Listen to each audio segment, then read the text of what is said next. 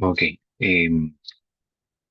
primero que todo, muy buenas tardes, días, noches a la hora que vean esto. Como vieron en el título de este video, he decidido darles un resumen del curso, ya, un resumen bastante exhaustivo de lo que hemos visto hasta el momento. Em, yo sé que esto no es una clase ni mucho menos, pero sería bueno siempre ser parte de una reflexión activa al respecto, y tenemos que mantenernos siempre con los conceptos y las temáticas bien activas en nuestra mente. Así que por lo tanto decidí mm, dejarles este video, esta cápsula, de la duración que tenga que durar. Eh, y como les digo, mi intención con esto es que podamos en conjunto reflexionar, revisar algunos de los conceptos que hemos visto en el curso. eh, bueno, y que por lo tanto merece ser explorado, ¿por qué no fuera del aula? Como es el caso presente, o a la hora que vean este video. Eh, ¿Cómo voy a hacer este resumen del curso? Teniendo como base el documento que les mandé de esta cartilla de monitoreo participativo del recurso hídrico que unos colegas colombianos bueno, nos compartieron. Estoy en un grupo de limnólogos de Latinoamérica, así que ahí se comparten varias cosas. Eh, Así que por lo tanto de ahí surge mucho el tema de la calidad del agua, ¿no? Calidad del agua desde el punto de vista ambiental, que es lo que vemos en esta carrera. Entonces voy a centrarme, voy a dar como base principal el documento que tiene que ver con precisamente este monitoreo del recurso hídrico, ¿ok? Bueno, no sé si lo vieron en detalle. Yo les recomiendo que lo vean detalladamente, profundamente, porque en definitiva esto es lo que vemos en el curso. Habla del monitoreo de la calidad del agua, ¿ya? De la calidad del recurso hídrico. Pero sabemos bien que agua no es sinónimo de recurso hídrico. ¿Mm?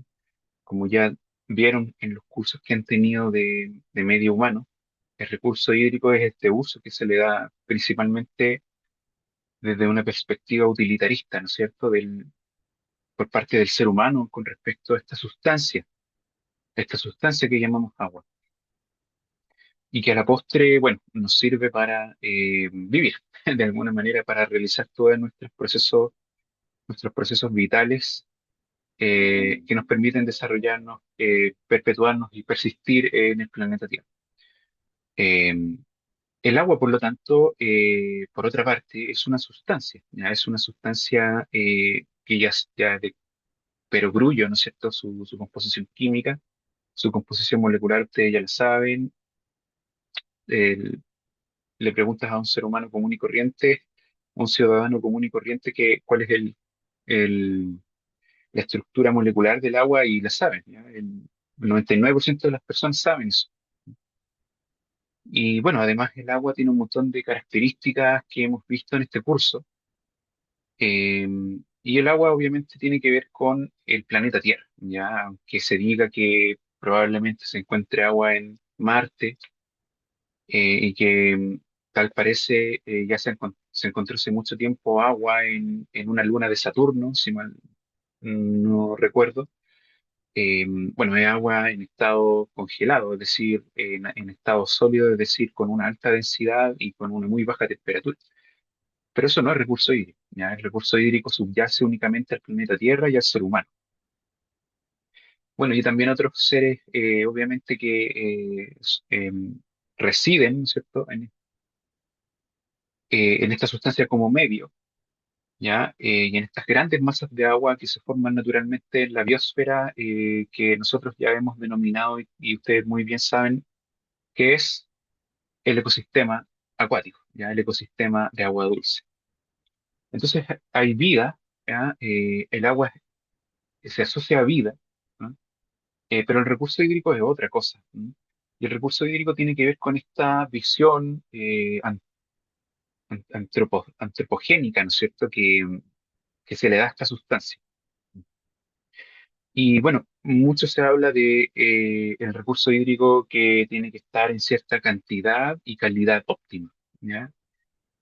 Cantidad y calidad óptima, es decir, nos preocupamos mucho de la sequía y de que hay bajas precipitaciones y que se gestiona mal el recurso hídrico, porque precisamente no está la cantidad óptima para, de alguna manera, em, hacer prevalecer, eh, como dice el título de este documento, el bienestar humano, ¿no? Pero también el bienestar ambiental tiene que ser óptimo. El recurso hídrico también sirve para el bienestar ambiental, no solamente humano, ¿no? Entonces hay otra perspectiva que surge en esta carrera de los recursos hídricos. No es solamente el ser humano el que usa el recurso hídrico, también el ambiente como tal, ¿ya?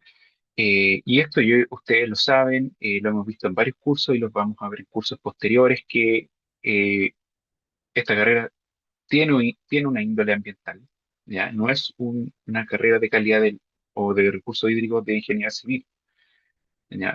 Ellos tienen otra visión industrializada, tecnologizada. Ellos allá, ellos allá, ustedes están acá, ¿ya? Eh,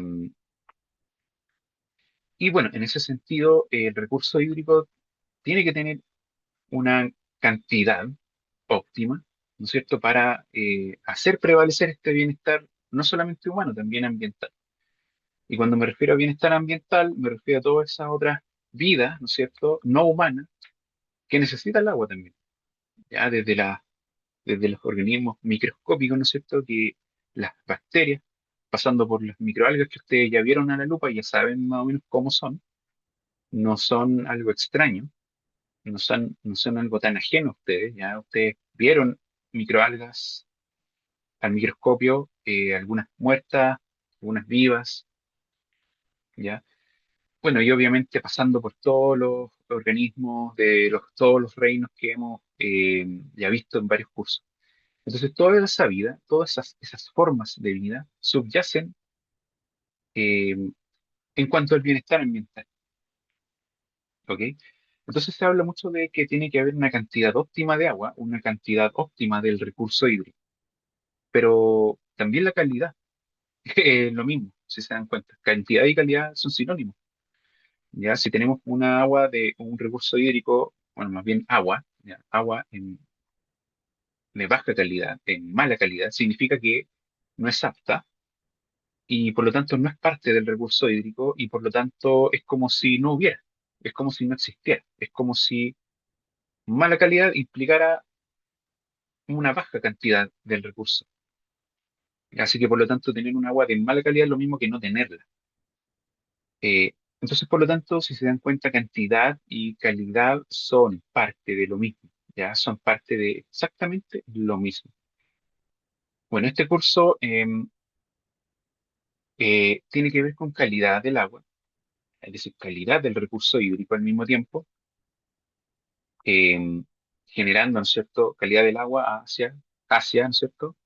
Hay un vector, ¿no es cierto?, hacia calidad del recurso hídrico, pero la calidad del recurso hídrico implica otras cosas, ¿ya? Implica un uso, un manejo, una gestión, una planificación, una legislación, ¿ya? Obras sanitarias, obras de irrigación, obras de almacenamiento, ¿ok? Entonces, por lo tanto, el recurso hídrico, como se dan cuenta, es algo mucho más amplio. Un ejemplo, bueno, hace algunos días atrás fui a un terreno con algunos estudiantes de recursos hídricos, de la carrera que ustedes también están, y había un chico que trabajaba en una PR. ¿Ya? Trabaja más bien en una PR y bueno, él me estaba diciendo de que él se hacía cargo de establecer, ¿no es cierto?, planificar y construir las obras de conexión de las APR, ¿ya? Es decir, desde el pozo que las APR por lo general, las aguas de, bueno, en este caso de sitios rurales, ¿no es cierto? De zonas rurales, siempre por lo general provienen de pozos, ¿ya? De aguas subterráneas. Eh, y si se acuerdan de la primera clase, hablamos de que el agua de pozo por lo general tiene mejor calidad que el agua superficial por las razones que vimos en esa clase, ¿ya?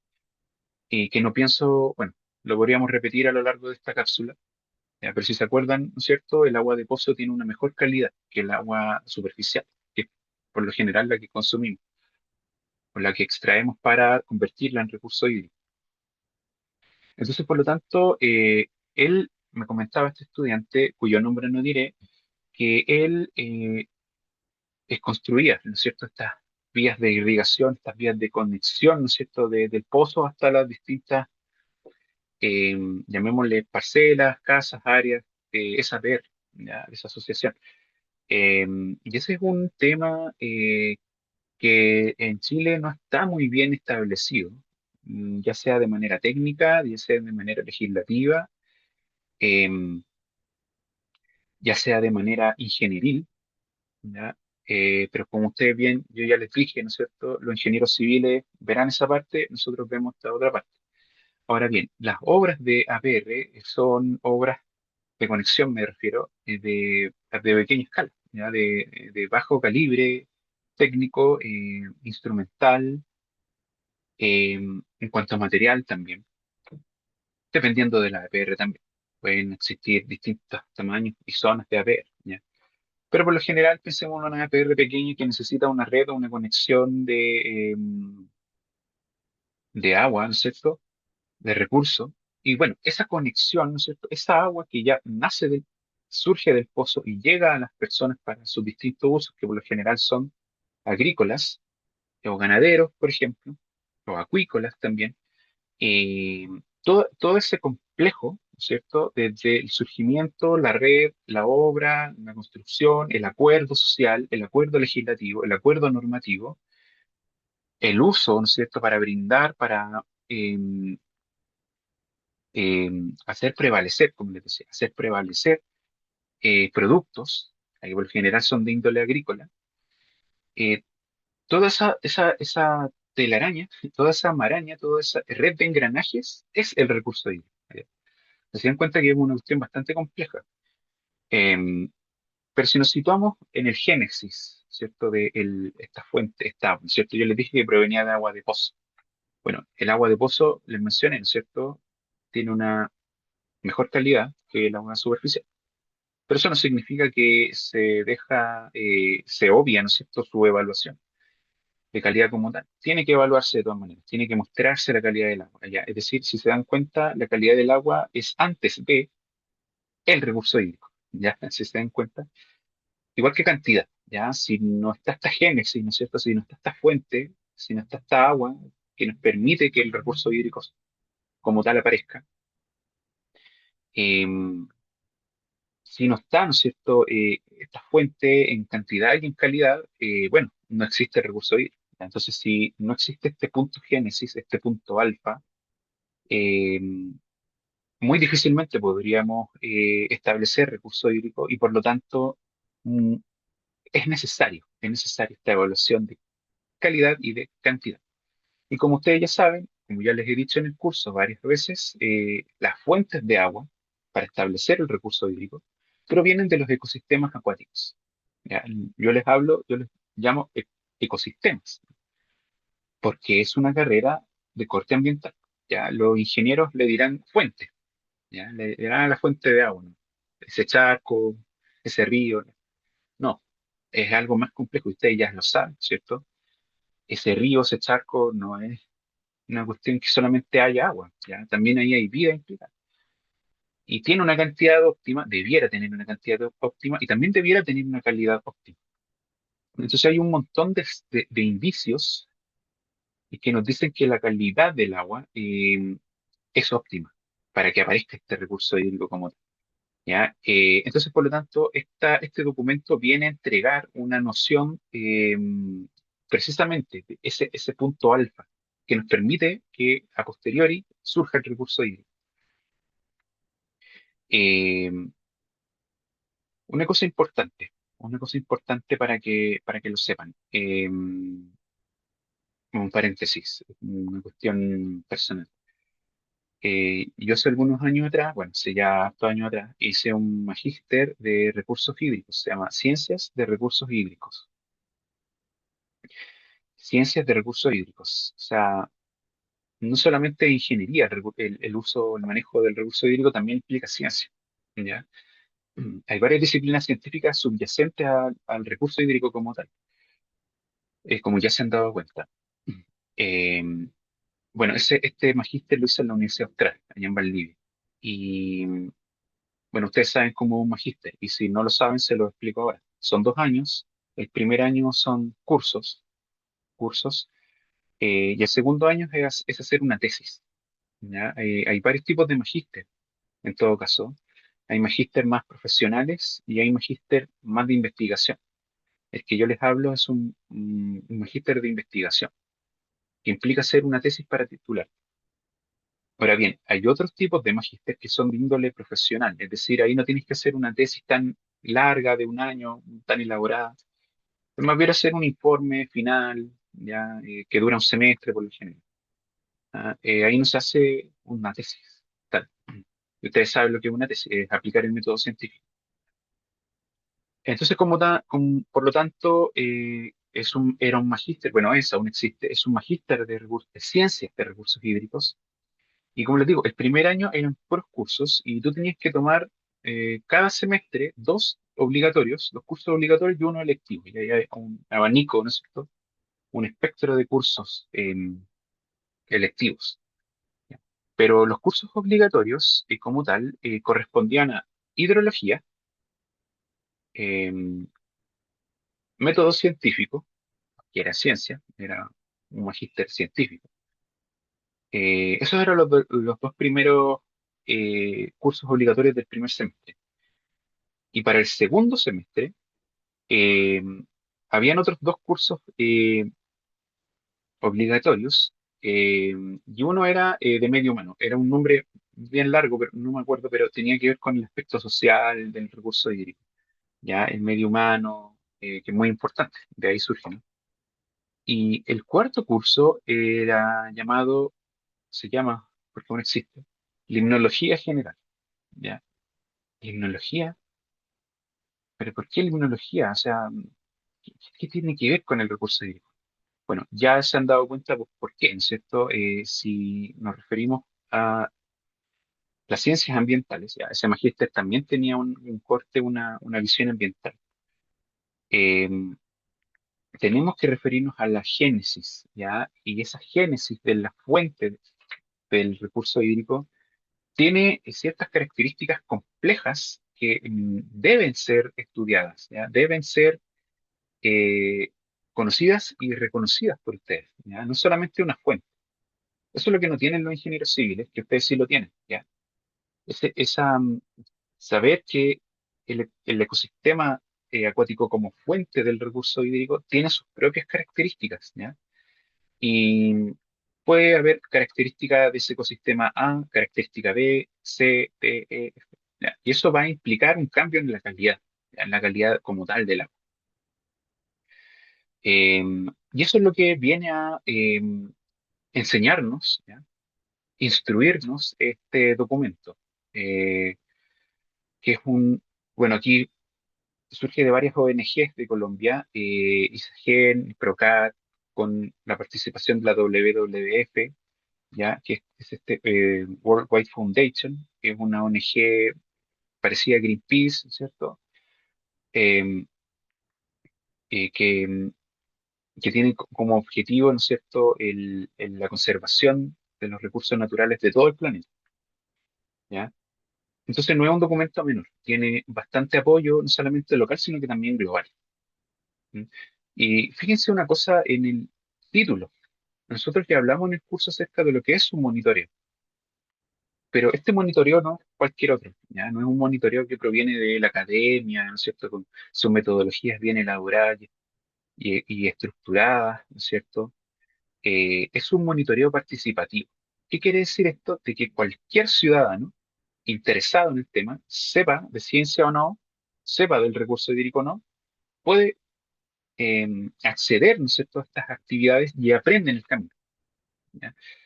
Eh, la misma gente, al final los mismos actores locales son los que toman protagonismo de realizar esta evaluación del recurso hídrico.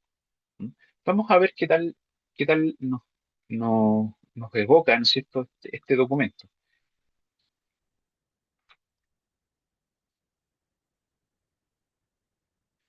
Bueno, como les mencioné, ¿no es cierto?, hay varios ONGs, ¿no es cierto?, participando en el tema. No quiero entrar mucho en ese ámbito, pero lo que sí me gustaría que viéramos es que el recurso hídrico se puede monitorear de varias formas. Ustedes ya conocieron la página de la DGA de calidad del agua, de las estaciones de calidad del agua, ¿no es cierto? Vieron que podían descargar la información y hay varias estaciones en varias partes de Chile, ¿ya? Y hay estaciones en lagos, en ríos, en pozos. Las APR también miden calidad del agua. Esas APR también esa información también es descargable, si quieren lo podemos ver.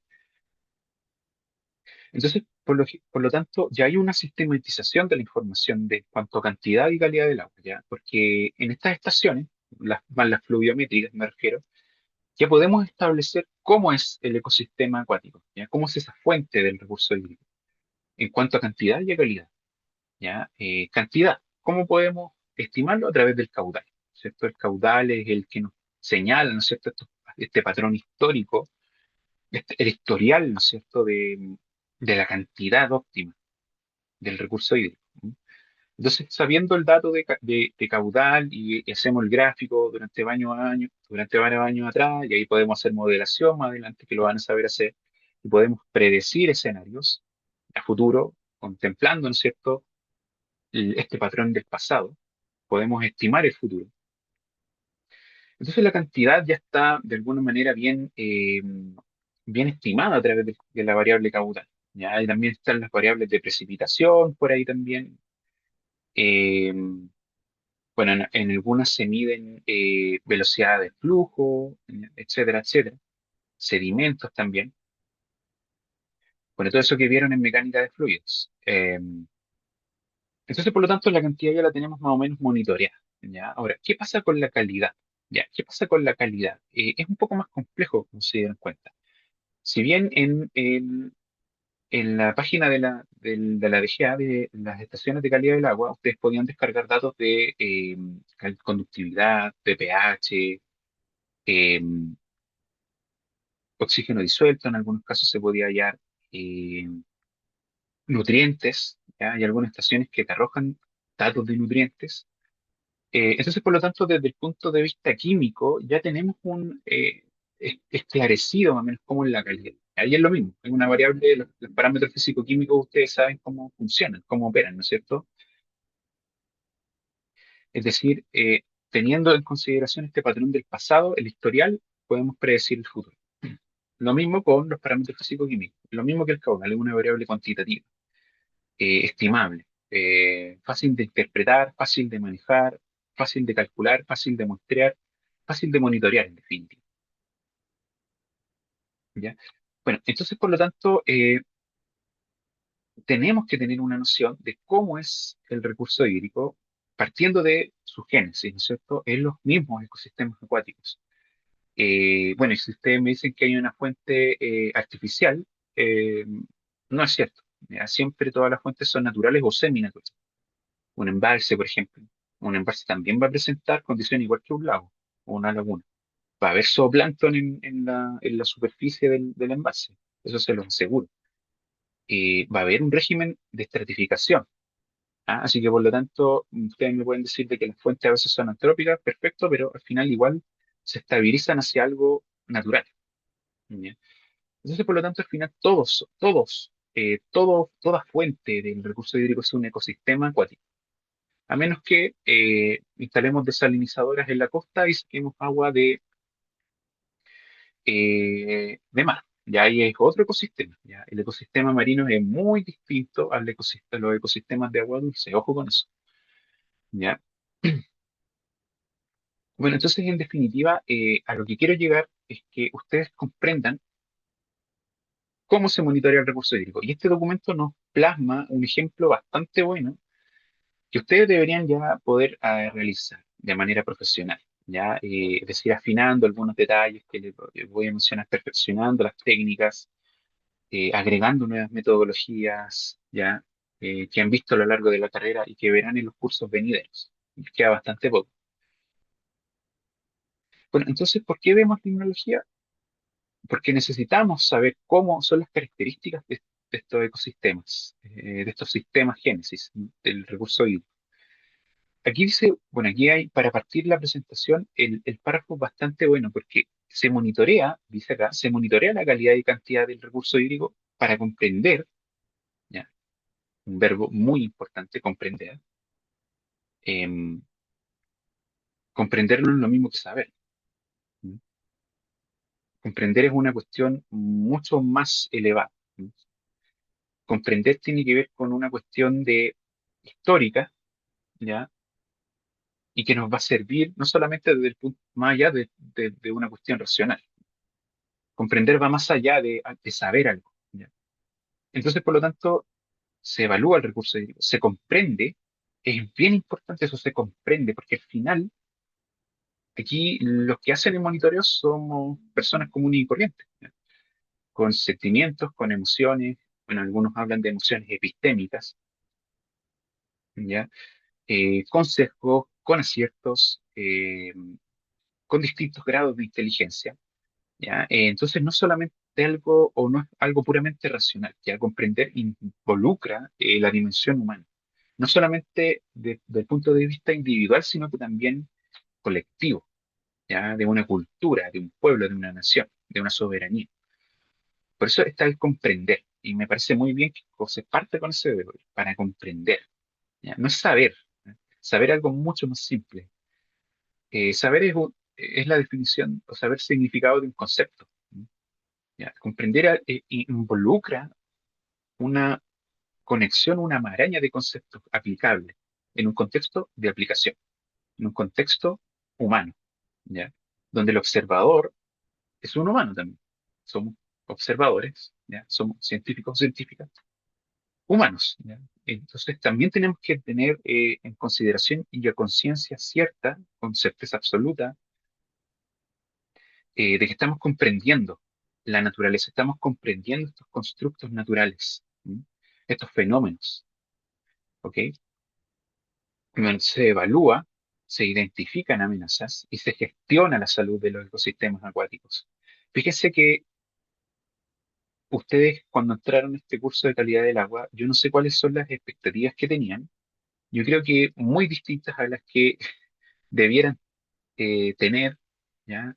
O por lo menos yo pensaba desde que iniciamos el curso muy distintas, ¿ya? Visiones muy distintas. Yo tengo una visión de los recursos hídricos o de la calidad del agua muy distinta a las que podrían haber tenido ustedes en un comienzo. Y se estaban dando cuenta, lo que me interesa es que ustedes no van a terminar siendo ingenieros civiles, por lo menos desde el punto de vista académico. Claro, desde el punto de vista profesional o laboral, esa harina de otro costal, ¿ya? Pero por ahora yo les puedo decir, ustedes no van a ser ingenieros civiles. Por ahora yo les puedo decir, ustedes van a ser ingenieros en recursos hídricos, ¿ya? Entonces, por lo tanto, aquí se habla de la salud de los ecosistemas acuáticos. Hablamos en esos términos, ¿ya? Ese es nuestro diccionario, ese es nuestro glosario, la salud de los ecosistemas acuáticos. Y miren qué interesante, porque la salud de los ecosistemas acuáticos es sinónimo de calidad del agua, es sinónimo de calidad del agua, es lo mismo, es equivalente. ¿Mm? Los resultados permiten tomar medidas y acciones para su protección, aporte al bienestar ambiental y humano. ¿Ya? ¿Por qué? Porque el bienestar ambiental también es parte, ¿ya? De toda esta maraña de toda esta red del recurso hídrico. No es solamente una mera fuente, como dirían los ingenieros civiles. No, esto es la fuente del agua, del recurso, no. No, no, no, no, no. Son ecosistemas acuáticos que tienen una complejidad inherente, intrínseca, independiente, una característica propia. ¿Ok? Que eh, es mucho más valiosa, es mucho más valiosa que el uso que se le va a dar en sí algún, para llenar algún orden de alguna necesidad humana. ¿Ok? Miren lo que sigue. Aquí dice la calidad se refiere, estamos acá, ¿no es cierto?, en el segundo párrafo. La calidad se refiere a la medida de la pureza del agua para cumplir con los requisitos necesarios para diversos usos. Ya eso les mencioné desde la clase uno. La calidad del agua para diversos usos. Ya no existe una calidad del agua, condición sine qua non. Una calidad del agua para todos, no. Hay matices, ¿no es cierto? Hay distintos tipos de calidad del agua. ¿Por qué? Porque hay diversos usos. ¿Y cuáles son esos usos? Consumo humano. Vimos ya cómo se maneja el agua potable. ¿Ya? La captación donde se hace, ya lo saben, ¿no es cierto? Se hace por lo menos en la cuenca del Maipo, hablando de la empresa Agua Andinas, eh, la captación se hace desde allá en el río, hay varios puntos. ¿Ya? Está la quebrada de San Ramón, eh, hay otro punto de captación allá en el Maipo, en las Vizcachas, hay otro punto de captación allá en las Trapenses, ahí puede estar el río Molina, el Manzano, el Covarrubias, hay varios ríos, y hay otros ríos más, se dan cuenta, río, oh, fuente natural, no, ecosistema acuático, ecosistema fluvial, ¿ya? Eh, entonces, si se dan cuenta, todos los usos que se nombran acá, el consumo humano, la agricultura, fíjense, la agricultura, el agua de regadío, por lo general surge no la gran mayoría, pero sí un buen porcentaje, surge del tratamiento de las aguas, del agua potable, después de usarla. ¿Ya? Entonces, ese tratamiento que vimos, carne propia, ¿no es cierto?, in situ, en una planta de tratamiento, toda esa agua que queda pasa a ser de uso agrícola, ¿ya? Y tiene la misma captación que el agua potable, es decir, desde un río, desde un ecosistema acuático.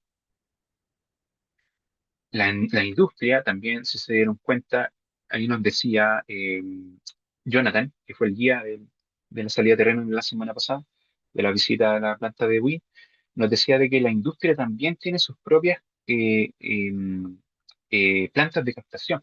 Tiene sus propias plantas de captación, tiene sus propias plantas de tratamiento, ¿ya?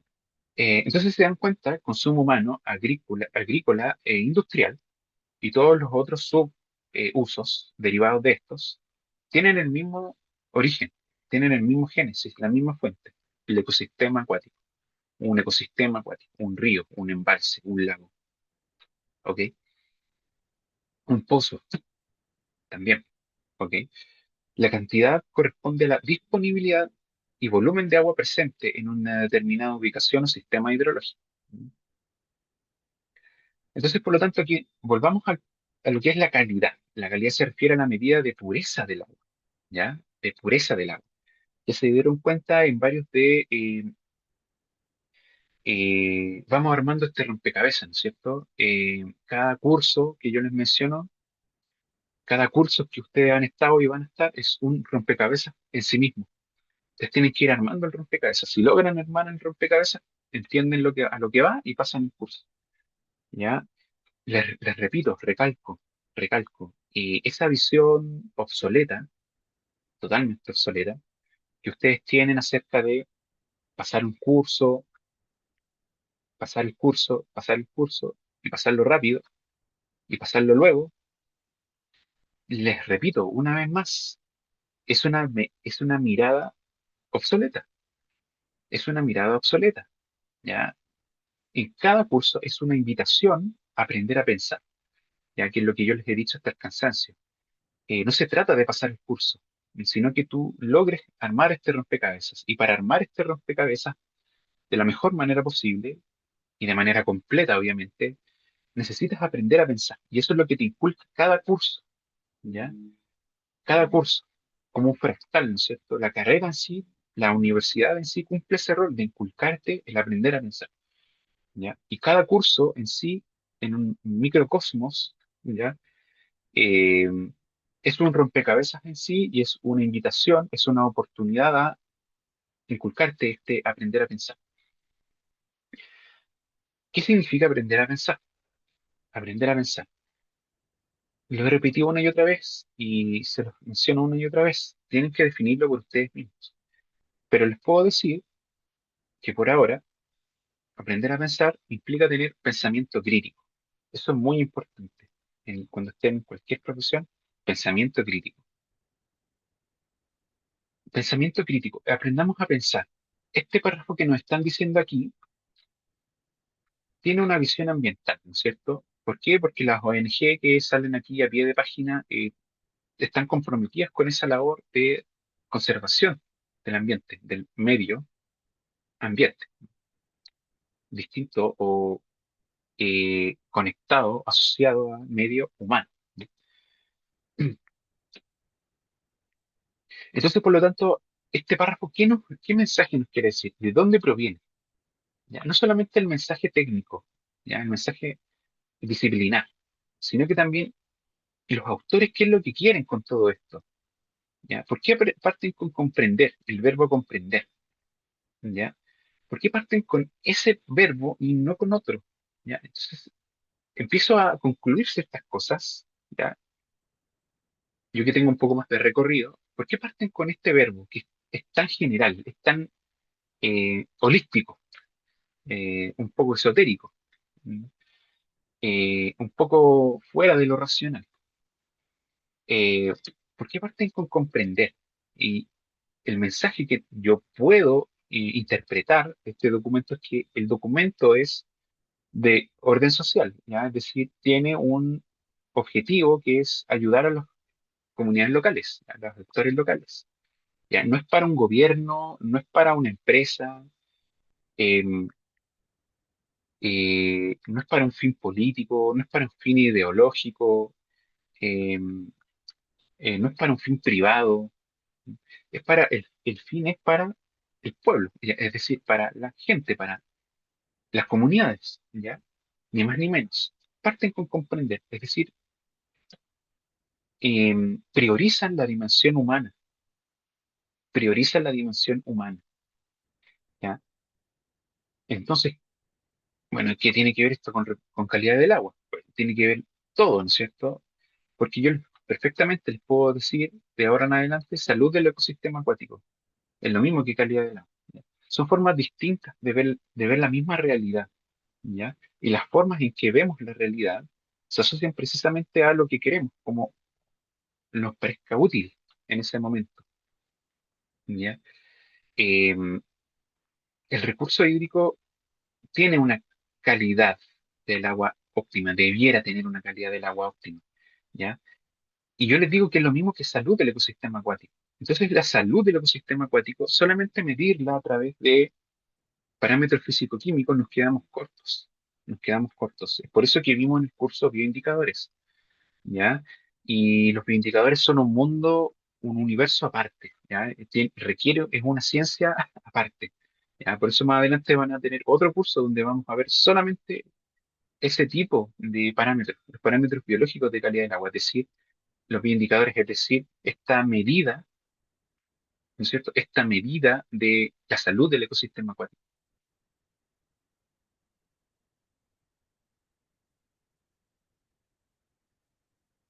Bueno, hay varias formas, ¿no es cierto?, de establecer este monitoreo. Monitoreo no es lo mismo que evaluación, ¿ya? Ojo con eso, lo vimos en una clase antes de la prueba, ¿ya? Si ustedes se acuerdan, el monitoreo es algo más a largo plazo, ¿ya? Implica más recursos humanos, más recursos económicos, más recursos técnicos, ¿ok?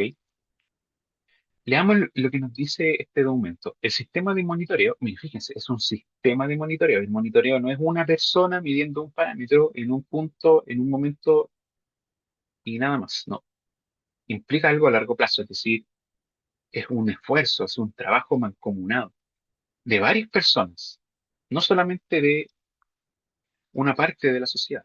Ojalá varias partes de la sociedad.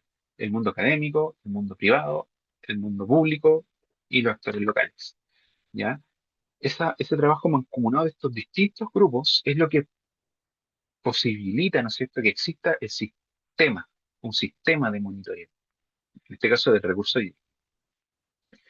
Bueno, hay que aporte información, ¿ya? Hay intereses y necesidades que presentaron ciertos actores comunitarios, ¿bien? Entonces, el mensaje oculto, o más bien en este mensaje de perogrullo, más bien el mensaje implícito del documento es que va dirigido a comunidades locales, ¿ya? A actores locales. ¿Ya?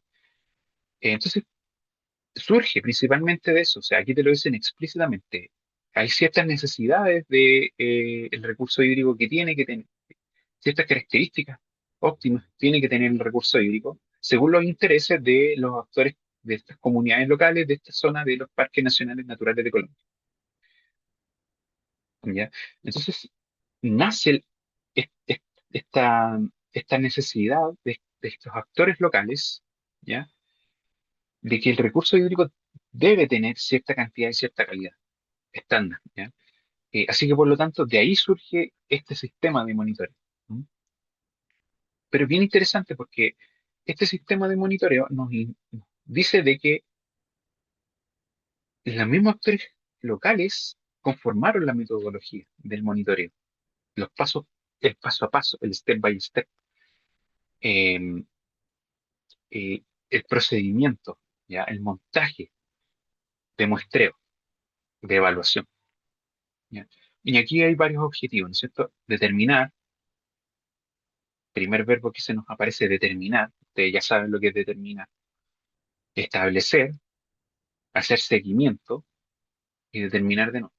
Bueno, determinar ustedes ya saben lo que se trata, ¿no es cierto? La cantidad y la calidad del recurso hídrico de las cuencas priorizadas por los actores institucionales y comunitarios, teniendo presente la variabilidad climática interanual. ¿Ya? Esto último es importante porque nos sitúa en un contexto o en un escenario macro que debemos considerar y no ignorar.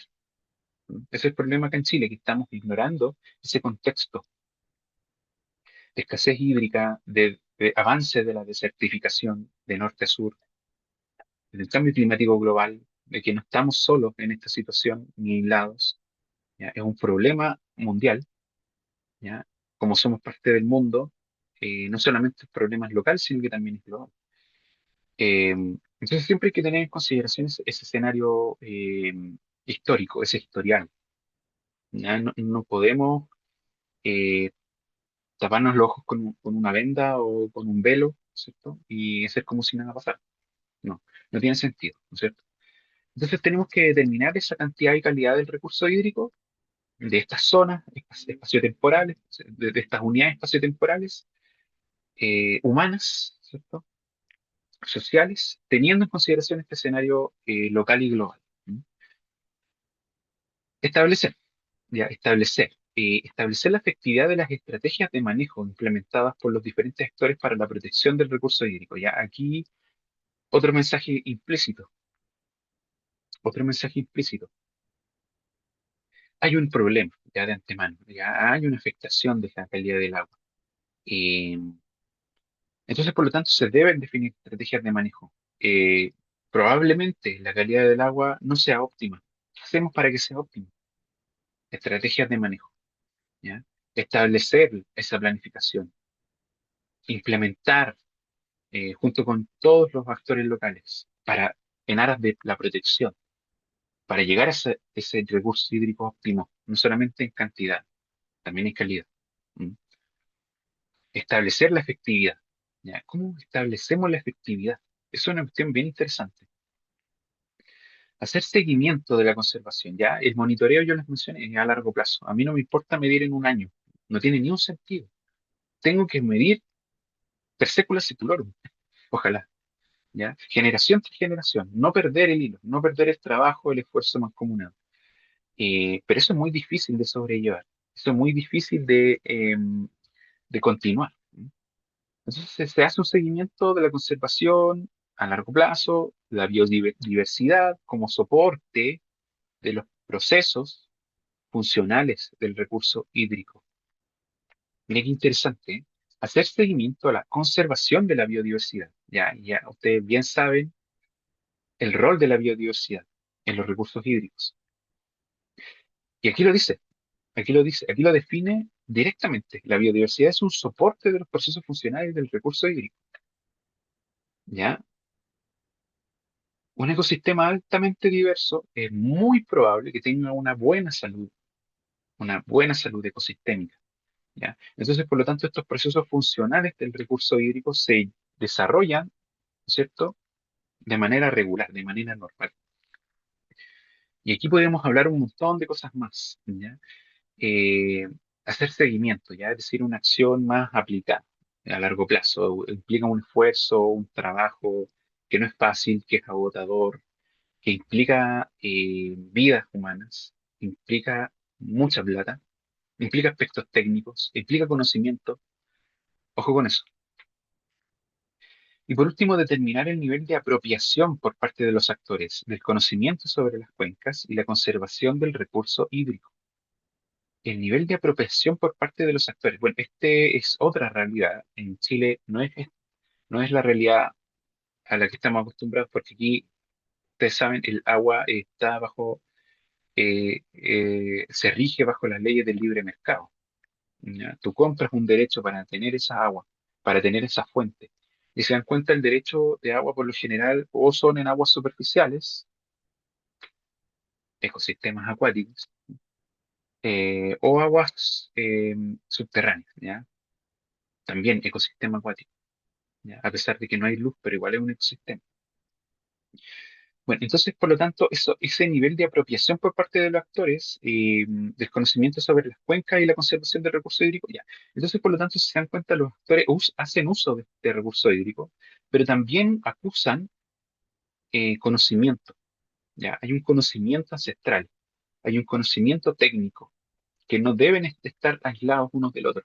Entonces, por lo tanto, ese nivel de apropiación no solamente tiene que ver con el recurso como tal, con el agua como sustancia como tal, en cantidad y calidad, calidad óptima, sino que también del conocimiento sobre cómo operan estos ecosistemas y cómo se pueden conservar a futuro, ¿ya? Si yo tengo conocimiento de cómo es el ecosistema acuático, yo puedo hacer conservación, ¿ya?, de una manera más efectiva, ¿vale? Bueno, más allá de todo esto, hay varias cosas que hay que tener en consideración. La realidad de Colombia no es la misma que la realidad de acá. Al igual que Chile, Colombia es un país altamente heterogéneo, climáticamente hablando, y por lo tanto, hidrológicamente hablando, y por lo tanto, los ecosistemas acuáticos que hay en ese país son altamente diversos, altamente heterogéneos, por el clima, por la geografía, por la ecología, por la biogeografía, por el clima, bueno, el clima ya lo dije, la hidrología, etcétera, etcétera. Entonces, por lo tanto, hay cosas que no van a ser similares acá, ¿ya? Sin embargo, siempre hay puntos en los que podemos establecer equivalencias o ambivalencias en este caso, ¿ya? Y bueno, los actores locales, bueno, la preocupación surge de los actores locales y el trabajo de estos mismos es el que va a y ponderar, ¿no es cierto?, este sistema de monitoreo, que se desarrolle de manera eficiente, ¿ya? Bueno, entonces las preguntas, bueno, si se dan cuenta, ¿cuál es la calidad del agua en los acueductos? Bueno, ahí hablan de veredales, corregimientos, que son obras hidráulicas, ¿eh? Pero al final son conductos solamente, ¿ya? El punto alfa, el origen, la fuente del recurso siempre va a ser un ecosistema, siempre va a ser una fuente natural, un ecosistema acuático. ¿Cómo inciden los acuerdos de conservación en el estado del recurso hídrico? ¿Podemos responder esa pregunta acá, en Chile? ¿Cómo incide la captación de una central productiva en la calidad y cantidad del agua? Cantidad y calidad del agua. Central productiva, bueno, y se refiere a otros usos industriales probablemente. ¿Cuáles son las presiones que están impactando el recurso hídrico? Ya, eso es lo que principalmente hace que nuestra calidad disminuya, se reduzca. No queremos agua de mala calidad, queremos agua de buena calidad, ¿ya? La priorización de los sitios de muestreo se realiza considerando tres elementos clave. Esto es muy importante porque no podemos estar así a ciegas muestreando cualquier lado, ¿ya? El primero tiene que ver criterios. Ya que ustedes saben lo que es un criterio, ¿no es cierto? Es una justificación científica. Aquí en este caso vamos a ver si es una justificación científica, es decir, son criterios como tal. El primero es el soporte al recurso hídrico, es decir, que evalúa aspectos de como cobertura, drenaje, nacimientos de agua y microcuencas. El segundo elemento es la relevancia de los sitios para los actores participantes. Perdón. Esto es lo más importante, o sea, no me sirve evaluar un río donde no hay injerencia, ¿no es cierto?, de los actores locales, no tiene ni un sentido, ¿ya? Eh, Incluyendo cuencas que afectan áreas protegidas, acueductos veredales, acuerdos de conservación y zonas de presiones de deforestación o sistemas productivos, mm, lo que también define los objetivos y preguntas. Bueno, en definitiva, lo que nos dice el segundo criterio es que tiene que haber una relevancia para los actores mismos, ¿ya? Y todo lo que eso implica, es decir, va a haber una anomalía en la cantidad y la calidad del agua, y eso a razón de qué. Bueno, aquí nos dicen todos esos elementos, ¿no es cierto? Un área protegida, probablemente un área protegida, en la cantidad y la calidad del recurso hídrico sea más o menos óptima o más aproximado a lo óptimo. ¿Ya? ¿Cómo están las obras sanitarias? ¿Cómo están las obras hidráulicas? ¿Cómo están los acuerdos legislativos? Eh, ¿Cuánto estos sistemas productivos y estos cambios de uso del suelo provocan presiones que afectan el recurso hídrico? Bueno, todo eso obviamente va a definir el sistema de monitoreo. ¿Mm? Bueno, y el tercero finalmente se consideran dinámicas propias del territorio. eh, la implementación del monitoreo, el orden público, la accesibilidad, tener conocimiento de las temporadas secas lluviosas, etcétera, etcétera. Es decir, tener una noción de la dimensión espaciotemporal, ¿m? Única de esas zonas, única de esas zonas. Bueno, ¿cómo se monitorea el recurso hídrico?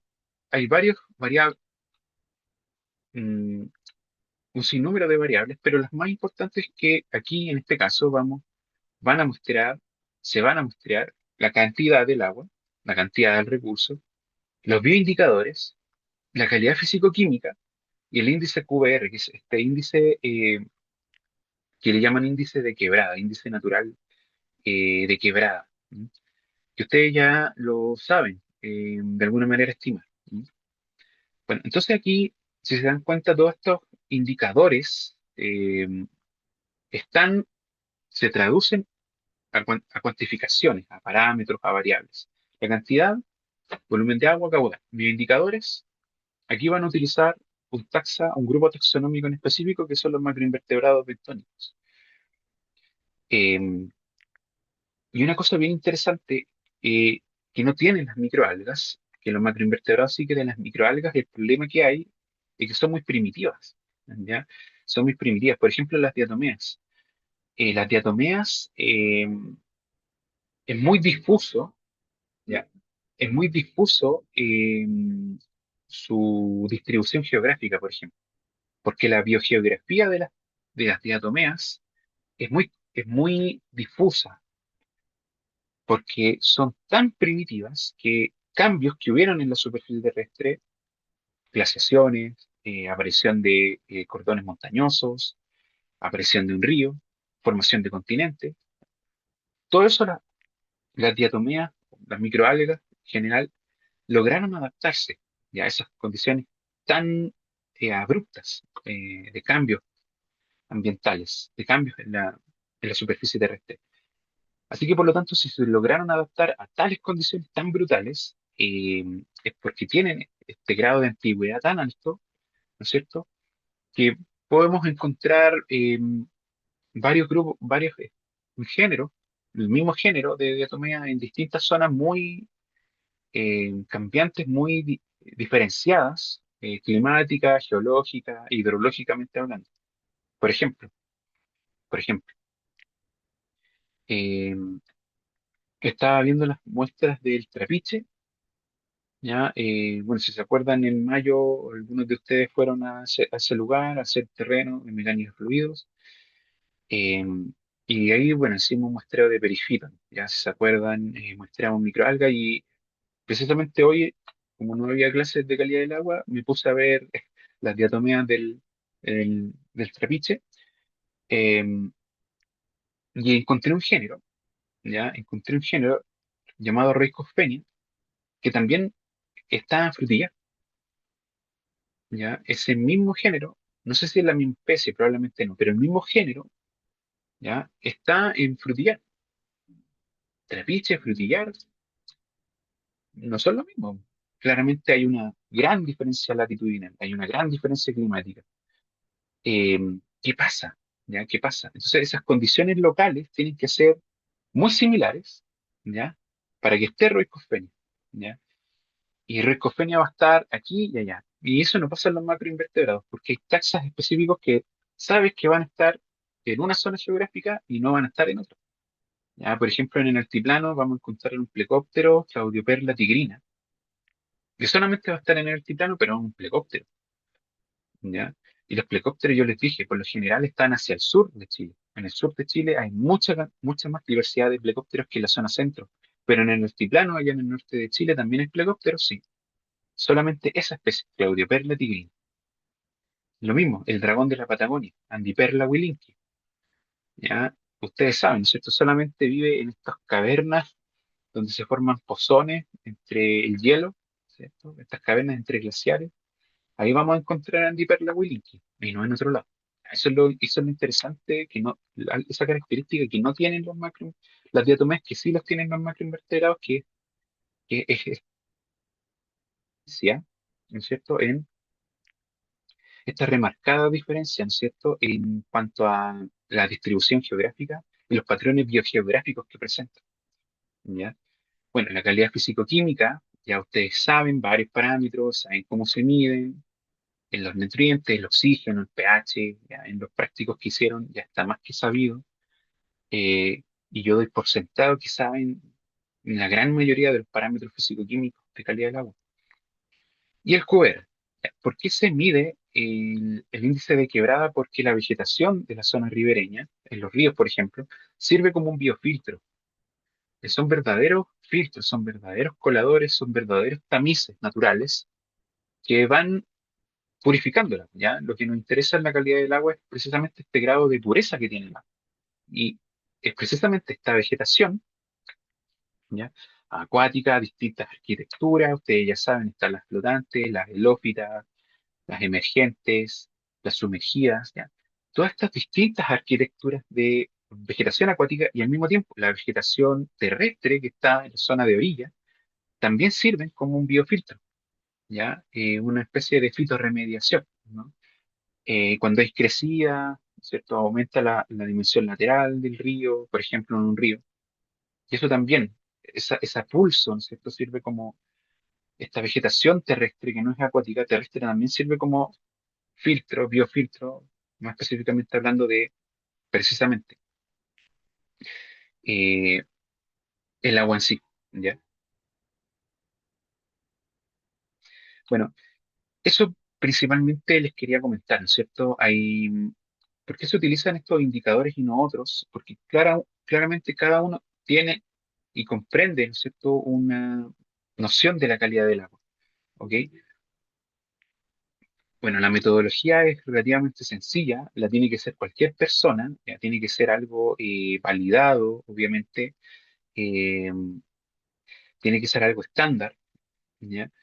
Eh, bueno, si se dan cuenta en el paso 4, leamos lo que dice. En su teléfono, abra la aplicación Smart e inicie la encuesta llenando los datos iniciales del monitoreo, ¿ya? Entonces, uno un poco de tecnología, que ya el celular lo ocupa casi todo el mundo, pero esa dimensión tecnológica, llamémosle de todas maneras tecnológica, es bien importante en estos tiempos. O sea, hacer un monitoreo participativo donde la gente esté involucrada activamente y que siempre esté este elemento, ¿no es cierto?, de tecnologización dentro del monitoreo. Siempre es mucho mejor tener esta mirada también moderna y también no dejar atrás lo tradicional.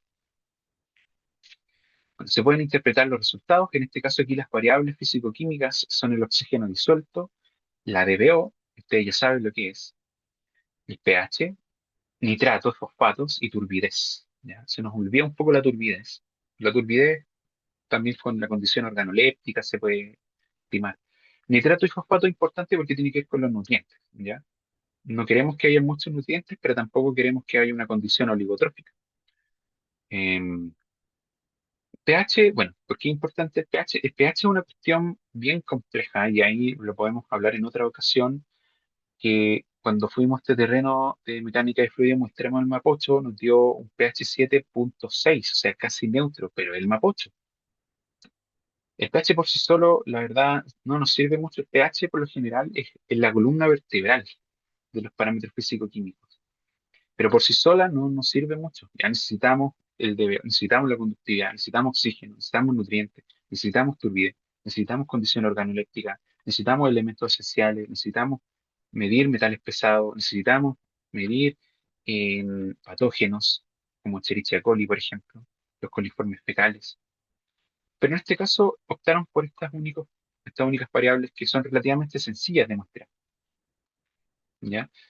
Yendo más a la rápida, bueno, aquí hablan del muestreo, es una cuestión que ustedes ya saben, cómo se etiqueta, cómo se preservan las muestras, em, la identificación de macroinvertebrados, de alguna manera ustedes ya recién se están metiendo en ese mundo. Más adelante lo vamos a ver de manera mucho más profunda. El índice de bosque de ribera, ya, lo mismo, ver los estratos que tiene que ver con las alturas, las formas de vida, si son leñosas, si son herbáceas, si son arbustivas, si son arbóreas, y la acuática, la arquitectura, ¿ya? Si son emergentes, si son flotantes, etcétera, etcétera. El caudal, aquí lo miden con flotador, que es una cuestión que cualquiera puede hacer, ¿ya? Y aquí están, esto es lo interesante, los formularios, ¿ya? Los formularios tienen que ser estándar, eh, tienen que tener un diseño tal que sea de fácil interpretación, de fácil anotación, que no involucre, ¿no es cierto?, tanta complejidad, estructurar puntuaciones de rangos, ¿ya? Bueno, y eso en definitiva, ¿ok? Me parece que, bueno, si se dan cuenta es muy simple. Eh, no quise ver algunas cosas en detalle porque estaría spoileando algunas cosas que van a ver más adelante. Por ejemplo, la identificación de macroinvertebrados, que es todo un arte. Eh, la toma de muestras biológicas, ustedes de alguna manera ya lo han hecho en la práctica, lo hicieron en salida de mecánica de fluidos, lo hicieron en ecología también, lo van a ver más adelante en limnología, ¿ok? Así que ahí yo por el momento no les voy a decir nada. El índice de quebrada, si quieren lo podemos ver un día en terreno, no hay ningún problema. Y el caudal con flotador, ustedes ya lo saben. Bueno,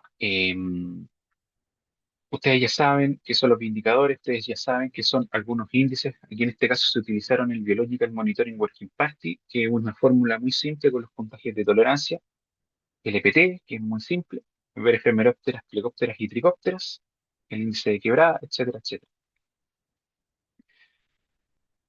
Bueno, chicos, eso es principalmente eh, cosas a considerar. Este es un, este es un video que queda a libre disposición de cualquier persona, ¿ya? Eh, no quiero hablar de cosas de logística del curso porque no es un espacio para eso. Pero sí, bueno, lean este documento, léanlo en detalle. Si se les presentan dudas, me avisan, me consultan, lo discutimos, lo reflexionamos. Sería una buena cosa que ustedes pudieran lograr diseñar algo así, con sus propias metodologías a una realidad, una cuenca específica de Chile. Sería bien interesante y lograran diseñar, montar el formulario, la estandarización, los rangos, las metodologías de muestreo, las metodologías de laboratorio. ¿Qué otro parámetro ustedes hubieran añadido? ¿Qué otro análisis hubiesen añadido? ¿Hubiesen quitado o agregado algunas cosas? Bueno, los dejo hoy para que piensen. De eso se trata, ¿no es cierto? De eso se trata principalmente esto, de aprender a pensar. Y es una oportunidad que se nos brinda para precisamente hacer algo tan humano como eso, ¿no es cierto? Aprender a pensar.